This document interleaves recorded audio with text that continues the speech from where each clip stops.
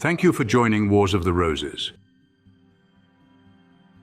As we continue with Part 39, Vita, Book 9, Antisocial Societies, from Secret Societies of All Ages, Volume 1 by Charles William Heckethorn. 5 Vita, 326, the Vita. The society known by this name seems to be an offshoot of the Camorra, since the highest grade in it is that of Camorrist, and the second that of picciotto. The third was that of giovanotto, or novice. The chief of the Camorristi held the title of wise master, whilst the Camorrist was nicknamed uncle. The society first came prominently before the public in April 1891, when 179 persons were arrested and tried at Bari in the Neapolitan territory as members of it. The title of the society, Vita, which signifies evil life, is said to be taken from a novel by Giacomo, which at the time of its publication was tremendously popular in Italy.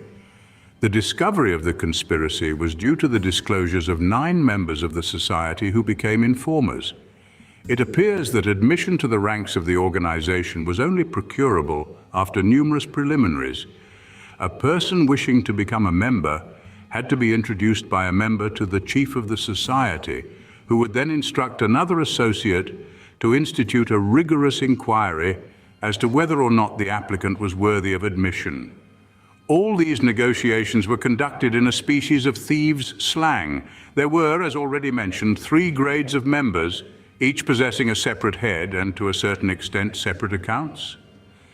When the admission of a new associate had been resolved upon, a meeting of the sect in which he was to be enrolled was convened, and the formality of taking a vote upon the question having been gone through, the candidate was led into the place of meeting. An interrogatory and interchange of declarations conducted in the secret dialect of the body next ensued. The novitiate was finally sworn in with great mystery. He took the oath with one foot in an open grave, the other being attached to a chain, and swore to abandon father, mother, wife, children, and all that he held dear in order to work out the objects of the association. Humility and self-abnegation were also imposed upon the novitiate by the terms of the oath.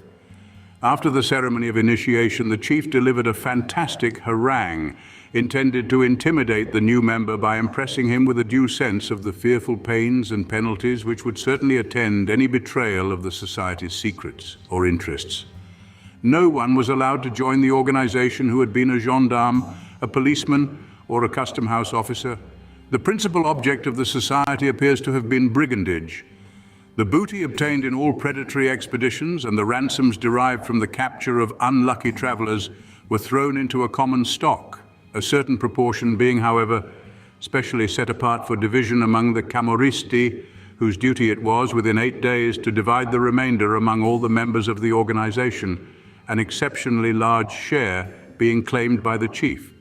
Breaches of the society's rules and disobedience to orders were punished by torture and death, the whole society sitting in judgment and the executioners being selected by lot. In the event of any person so deputed failing to carry out the society's decree, he had to undergo the same punishment he had been ordered to inflict. The member was obliged to have certain designs tattooed on his body by which he could at any future time be identified. Some of these designs were extremely curious, representing angels, devils, serpents, dancing women, Garibaldi's portrait, and the Lion of St. Mark. At the trial, informers explained how, when in prison, they, by order of the Camorristi, conveyed letters or money to other prisoners belonging to the society, or how the decrees of the Camorristi involving outrages upon prisoners, warders, and others were communicated to those chosen for their execution. The evidence adduced revealed a thoroughly organized system of outrage and exaction pursued against innocent persons and of revenge committed upon such as were suspected of communicating with the police.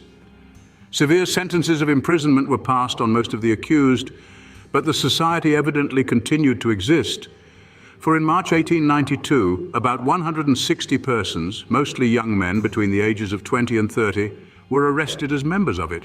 Their chief was a man of 60, who had spent some 25 years in penal servitude on the galleys.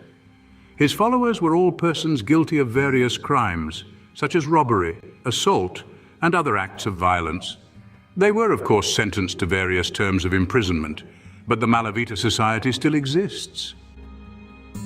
Thank you for watching, and please don't forget to share, like, subscribe and comment, and if you can, please consider donating to Wars of the Roses. Links to PayPal and Patreon are in the description. Thank you so very much.